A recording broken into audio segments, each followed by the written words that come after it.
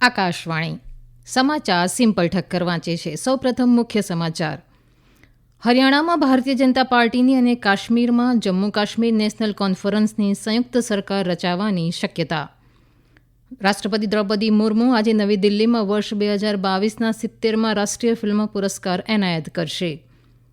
વર્તમાન વૈશ્વિક સંઘર્ષને ધ્યાને રાખીને ત્રાસવાદ સામે લડવા વૈશ્વિક પગલાં લેવાની ભારતની હાકલ.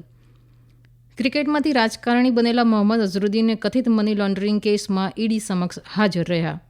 અને આઈસીસી મહિલા ટી20 ક્રિકેટ વર્લ્ડ કપમાં આજે સાંજે ઓસ્ટ્રેલિયા અને ન્યૂઝીલેન્ડ વચ્ચે મુકાબલો થશે.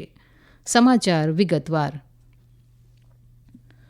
જમ્મુ કાશ્મીર અને હરિયાણા વિધાનસભા ચૂંટણી માટે મતગણતરી ચાલી રહી છે. અત્યાર સુધીના વલણો પ્રમાણે જમ્મુ કાશ્મીરમાં જમ્મુ કાશ્મીર નેશનલ કોન્ફરન્સ અને કોંગ્રેસની સંયુક્ત તથા હરિયાણામાં ભારતીય જનતા પાર્ટીની સરકાર બનવા જઈ રહી છે.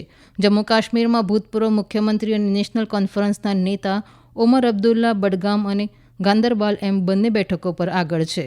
કોંગ્રેસના પીરઝાદા મોહમ્મદ સઈદ અનંતનાગ બેઠક પર અને નેશનલ કોન્ફરન્સના અબ્દુલ મજીદ ભાટ અનંતનાગ પશ્ચિમ બેઠક પર આગળ છે. જમ્મુ કાશ્મીર પીપલ કોન્ફરન્સના સજ્જાદ ગની લોન હાંડવારા અને સીપીઆઈએમના મોહમ્મદ યુસુફ ફુલગામ બેઠક પર સરસાઈ ધરાવે છે.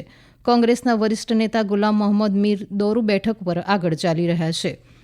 કેન્દ્ર શાસિત પ્રદેશની 90 બેઠકો પર વર્તમાન વલણ મુજબ જમ્મુ કાશ્મીર નેશનલ કોન્ફરન્સ 43, ભારતીય જનતા પાર્ટી 27, ઇન્ડિયન નેશનલ કોંગ્રેસ 8, જમ્મુ કાશ્મીર પીપલ ડેમોક્રેટિક પાર્ટી 2 બેઠકો પર આગળ છે. રાજ્યની 90 બેઠકો પર 3 તબક્કામાં મતદાન થયું હતું. દરમિયાન હરિયાણામાં ભારતીય જનતા પાર્ટી સતત ત્રીજી વાર સરકાર બનાવવા જઈ રહી છે. છેલ્લા અહેવાલ પ્રમાણે રાજ્યની 90 બેઠકમાંથી ભાજપ 49 અને કોંગ્રેસ 34 બેઠક પર સરસાઈ ધરાવે છે. મુખ્યમંત્રી નાયબસિંહ સૈની લાડવા બેઠક પર અને કોંગ્રેસ નેતા તથા ભૂતપૂર્વ મુખ્યમંત્રી ભૂપેન્દ્રસિંહ હુડ્ડા ગઢી સાંપલા બેઠક પર આગળ છે. ભાજપના મનોજકુમાર પલવલની હાથીન બેઠક પર અને નિખિલ મદાન સોનીપત બેઠક પર આગળ છે. કોંગ્રેસ વતી ઉમેદવારી કરનાર કુસ્તીબાજ વિનેશ ફોગાટ ઝુલાણા બેઠક પ્રારંભમાં પાછળ રહ્યા બાદ હાલમાં સરસાઈ ધરાવે છે. રાજ્યની 90 બેઠક પર વર્તમાન વલણ પ્રમાણે ભારતીય Janata party 49, Congress 34, Indian national Lokdal 1 તથા અન્ય પક્ષ 6 બેઠક પર સરસાઈ ધરાવે છે. કેન્દ્રીય કૃષિમંત્રી શિવરાજસિંહ ચૌહાણે હરિયાણામાં ભાજપની સરસાઈ અંગે આ મુજબ પ્રતિક્રિયા આપી. परिणामों ने यह साबित कर दिया है कि ठोस काम को ही जनता आशीर्वाद देती है.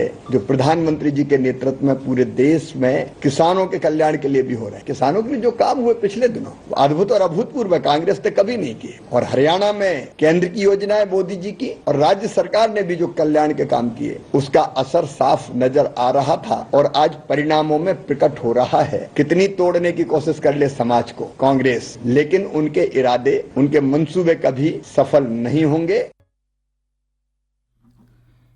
કોંગ્રેસે હરિયાણામાં ચૂંટણીના પરિણામો ચૂંટણી પંચની વેબસાઇટ પર વિલંબથી અપડેટ કરવા બદલ ભારતીય જનતા પાર્ટીની ટીકા કરી હતી. કોંગ્રેસના નેતા જયરામ રમેશે આ મુજબ જણાવ્યું. हताश होने की कोई जरूरत नहीं है, निराश होने की कोई जरूरत नहीं है. 3, 3:30 बजे तक काउंटिंग सेंटर पर वो रहें, टिके रहें, क्योंकि ये खेल खत्म नहीं हुआ है. ये सब मनोवैज्ञानिक खेल है, ये माइंड गेम्स चल रहा है. इससे हम हटेंगे नहीं. ये कोई निराश होने की कोई कारण नहीं है. हमें जनादेश मिलने वाला है, कांग्रेस की सरकार बनने वाली है.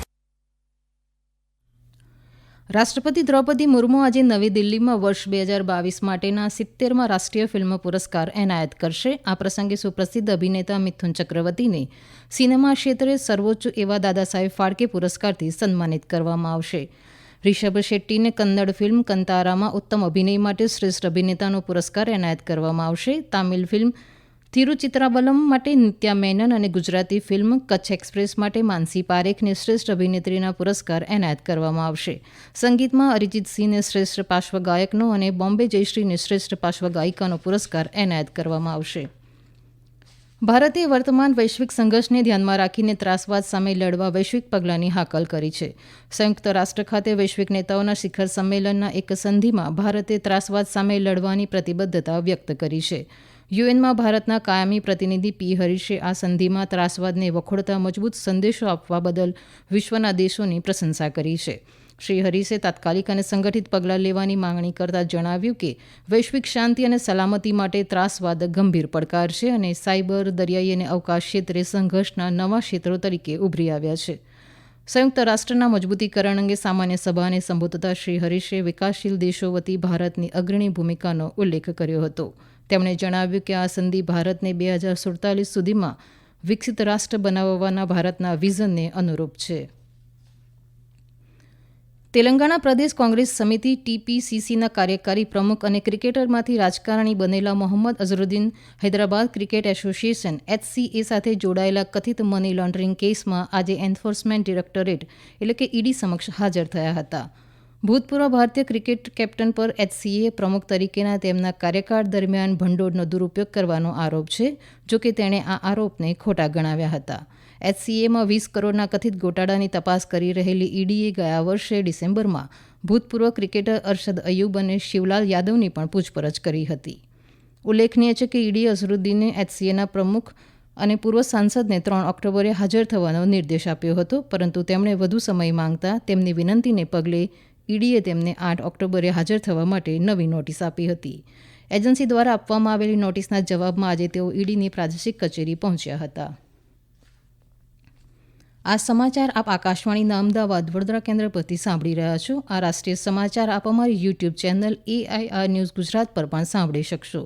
વધુ સમાચાર માટે આપ અમારા એક્સ હેન્ડલ AIR_news_ABAD ને ફોલો કરી શકો છો. સુદાનમાં વિસ્થાપિતોની શિબિર પર સરકાર વિરોધી રેપિડ એક્સપોર્ટ ફોર્સના હુમલામાં 7 વ્યક્તિના મૃત્યુ થયા છે અને 60ને ઈજા થઈ છે. સુદાનના ઉત્તર દારૂફુરના આરોગ્ય મંત્રાલયના મહાનિર્દેશકે જણાવ્યું કે વિસ્થાપિતોની શિબિર પર 2 દિવસથી તોપથી હુમલા કરવામાં આવી રહ્યા છે. સુદાનમાં 15 એપ્રિલ 2023થી સશસ્ત્ર દળો અને વિરોધી રેપિડ RSF વચ્ચે સતત સંઘર્ષ ચાલી રહ્યો છે. સંયુક્ત રાષ્ટ્રના જણાવ્યા અનુસાર આ હિંસામાં અત્યાર સુધી 20,000 લોકોના મૃત્યુ થયા છે અને લાખો લોકો વિસ્થાપિત થયા છે. ICC મહિલા T20 ક્રિકેટ વર્લ્ડ કપમાં આજે સાંજે ઓસ્ટ્રેલિયા અને ન્યૂઝીલેન્ડ વચ્ચે મુકાબલો થશે. આ મેચ ભારતીય સમય અનુસાર સાંજે 7:30 વાગે શારજાહ ક્રિકેટ સ્ટેડિયમમાં શરૂ થશે. સ્પર્ધામાં બંને ટીમોએ પોતાની શરૂઆતની મેચો જીતી લીધી છે. દરમિયાન શારજાહમાં ગઈકાલે ઇંગ્લેન્ડે દક્ષિણ આફ્રિકાને 7 વિકેટે હરાવ્યું હતું. દક્ષિણ આફ્રિકાની ટીમે નિર્ધારિત 20 ઓવરમાં માત્ર 124 રન જ બનાવી શકી હતી. ઇંગ્લેન્ડે 7 વિકેટ અને 4 બોલ બાકી રહેતા જીતનો લક્ષ્યાંક હાંસલ કરી લીધો હતો. પુરુષ ક્રિકેટમાં આવતીકાલે નવી દિલ્હીમાં અરુણ જેટલી સ્ટેડિયમ ખાતે ભારત અને બાંગ્લાદેશ વચ્ચે બીજી T20 મેચ રમાશે. 3 મેચની શ્રેણીમાં ભારત 1-0થી આગળ છે. રવિવારે રમાયેલી મેચમાં ભારતે 7 વિકેટે વિજય મેળવ્યો હતો. મધ્યપ્રદેશના મહેરમાં આજથી ઉસ્તાદ અલાઉદ્દીન ખાન સંગીત સમારોહ શરૂ થઈ રહ્યો છે. આ સંગીત સમારોહનું સુવર્ણ જયંતિ વર્ષ છે. 3 દિવસ સુધી ચાલનાર આ કાર્યક્રમમાં દેશની જાણીતી હસ્તીઓ પોતાની કલાનું પ્રદર્શન કરશે. અમારા સંવાદદાતા જણાવે છે કે આ ઉત્સવનું આયોજન મધ્યપ્રદેશ સાંસ્કૃતિક વિભાગ, ઉસ્તાદ અલાઉદ્દીન ખાન મ્યુઝિક એન્ડ આર્ટ એકેડમી અને મેહર જિલ્લા વહીવટીતંત્ર દ્વારા સંયુક્ત રીતે 10 ઓક્ટોબર સુધી કરવામાં આવી રહ્યું છે. ઉસ્તાદ અલાઉદ્દીન ખાન દેશમાં જ નહીં પરંતુ સમગ્ર વિશ્વમાં સંગીત જગતમાં પ્રખ્યાત હતા. તેમણે મધ્યપ્રદેશમાં સંગીતની પરંપરાને આગળ વધારવા અને નવી પેઢીને સંગીત સાથે જોડવા માટે અથાગ પ્રયાસો કર્યા છે. પ્રધાનમંત્રી નરેન્દ્ર મોદીએ આજે હવાઈદળ દિવસ પ્રસંગે ભારતીય હવાઈદળને શુભેચ્છા પાઠવી છે. એક સોશિયલ મીડિયા પોસ્ટમાં શ્રી મોદીએ જણાવ્યું કે રાષ્ટ્રનું રક્ષણ કરવા માટે હવાઈદળની કામગીરી અત્યંત પ્રશંસનીય છે. પ્રધાનમંત્રીએ 21મી સદીમાં ભારતીય હવાઈદળની કઈ રીતે અત્યંત શક્તિશાળી દળ બન્યું અને તેની સફળતાને રજૂ કરતો વિડીયો પણ રજૂ કર્યો હતો. પ્રધાનમંત્રી નરેન્દ્ર મોદીએ નવરાત્રિના 6ઠ્ઠા દિવસે દેવી કાત્યાયનીની સ્તુતિ કરી. એક સોશિયલ મીડિયા પોસ્ટમાં શ્રી મોદીએ દેવી કાત્યાયની તેમના તમામ ભક્તોના જીવનમાં શક્તિ અને હિંમતનો સંચાર કરે. અંતમાં મુખ્ય સમાચાર. હરિયાણામાં ભારતીય જનતા પાર્ટીની અને કાશ્મીરમાં જમ્મુ કાશ્મીર નેશનલ કોન્ફરન્સની સંયુક્ત સરકાર રચવાની શક્યતા. રાષ્ટ્રપતિ દ્રૌપદી મુર્મુ આજે નવી દિલ્હીમાં વર્ષ 2022ના 70મા રાષ્ટ્રીય ફિલ્મ પુરસ્કાર એનાયત કરશે. વર્તમાન વૈશ્વિક સંઘર્ષને ધ્યાનમાં રાખીને ત્રાસવાદ સામે લડવા વૈશ્વિક પગલાં લેવાની ભારતની હાકલ. ક્રિકેટમાંથી રાજકારણી બનેલા મોહમ્મદ અઝહરુદ્દીન કથિત મની લોન્ડરિંગ કેસમાં ઈડી સમક્ષ હાજર રહ્યા. અને ICC મહિલા T20 ક્રિકેટ વર્લ્ડ કપમાં આજે સાંજે ઓસ્ટ્રેલિયા અને ન્યૂઝીલેન્ડ વચ્ચે મુકાબલો થશે. આકાશવાણી પરથી સમાચાર પૂરા થયા.